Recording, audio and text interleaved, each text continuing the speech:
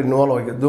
ಇತ್ತೀಚೆಗೆ ನಮ್ಮ ಜಾರಕಿಹೊಳಿ ಸಹೋದರರು ಇದು ಆಗಬೇಕು ಅನ್ನುವಂಥ ನೆಲೆಗಟ್ಟಿನಲ್ಲಿ ಅದು ರಾಜಕೀಯವಾಗಿ ಪ್ರಬಲವಾಗಿ ಬೆಳೆದ ನಂತರ ಇತ್ತೀಚೆಗೆ ಉಸ್ತುವಾರಿ ಆದ ನಂತರ ನಮ್ಮ ಸತೀಶ್ ಜಾರಕಿಹೊಳಿ ಅವರು ಸಹಿತ ಇದನ್ನು ಜಿಲ್ಲೆ ಮಾಡಬೇಕು ಅನ್ನೋವಂಥ ವಿಚಾರದಲ್ಲಿ ಅವರು ಮುಂದೆ ಹೆಜ್ಜೆ ಇಡ್ತಾ ಇದ್ದಾರೆ.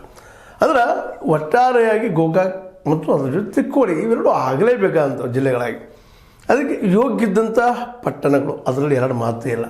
ಯಾಕೆ ಅದರಲ್ಲೂ ಗೋಕಾಕ್ ಸೆಂಟ್ರಲ್ ಪ್ಲೇಸ್ ಇದ್ದಂಗೆ ಎಲ್ಲದಕ್ಕೂ. ಹೀಗಾಗಿ ಗೋಕಾಕ್ ಜಿಲ್ಲೆ ಅವ್ರಿಗೆ 3 ಆಯೋಗಗಳು ತಮ್ಮ ಶಿಫಾರಸು ಮಾಡಿದ್ದಾವೆ. ಯಾಕಂದರೆ ಆರ್ಥಿಕವಾಗಿ ಭದ್ರಿದ್ದಂಥದ್ದು, ಶೈಕ್ಷಣಿಕವಾಗಿ ಬೆಳೀತಿರುವಂಥದ್ದು, ಮತ್ತು ಚಿಕ್ಕೋಡಿಗಿಂತಲೂ ಮೊದಲು ಇದು ಏನಪ್ಪ ಅಂತಂದ್ರೆ ನಗರಸಭೆ ಆಗಿದ್ದು, ಇನ್ನೂ ಪುರಸಭೆ ಅದ. ಇದು ನಾವು ಗಮನದಲ್ಲಿ ಇಡಬೇಕಾಗಿದ್ದು. ಇದರ ಅರ್ಥ ಚಿಕ್ಕೋಡಿ ಮಾಡಬಾರಂತಲ್ಲ, ಬಟ್ ವಸ್ತುಸ್ಥಿತಿಗಳನ್ನು ನಾವು ತಿಳ್ಕೊಬೇಕಾಗಿದೆ. ಮತ್ತು ನೀರಿನ ವಿಷಯದಲ್ಲಿ ಆಗಿರ್ಬೋದು, ಘಟಪ್ರಭಾ ನದಿ ಅಲ್ಲೂ ಕೃಷ್ಣಾ ನದಿ ಇಂಪ್ರೂವ್ಮೆಂಟ್ ಆಗಿದೆ ಇವತ್ತಿಲ್ಲ ಅಂತಾರೆ. ಒಂದು ಕಾಲಕ್ಕೆ ಅದು ನೀರಿಗಾಗಿ ಪರದಾಡಿದ್ದು ಅದು ಚಿಕ್ಕೋಡಿ.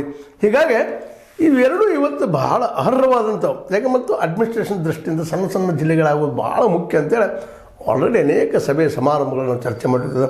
ಅದರಲ್ಲೂ ಗೋಕಾಕದ ವಕೀಲರಾಗಿರ್ಬೋದು, ಚಿಕ್ಕೋಡಿ ವಕೀಲರಾಗಿರ್ಬೋದು, ಅಲ್ಲಿ ರಾಜಕಾರಣಿಗಳಾಗಿರ್ಬೋದು, ಇತ್ತೀಚೆಗೆ ನಮ್ಮಲ್ಲಿ ರಾಜಕಾರಣಿಗಳಾಗಿರ್ಬೋದು, ಇವೆರಡು ಜಿಲ್ಲೆ ಆಗಲಿ ಅಂತೇಳಿ ಪ್ರಯತ್ನ ಪಡ್ತಾ ಇರೋದಕ್ಕೆ ಎಲ್ಲರೂ ಒಂದು ರೀತಿಯಿಂದ ಏನಪ್ಪ ಬೆಂಬಲ ಸೂಚಿಸುವಂಥ ಪ್ರಸಂಗದ ಇತ್ತೀಚೆಗೆ ನಮ್ಮ ಈ ಗೋಕಾಕ್ ನೂತನ ಜಿಲ್ಲಾ ಕೇಂದ್ರ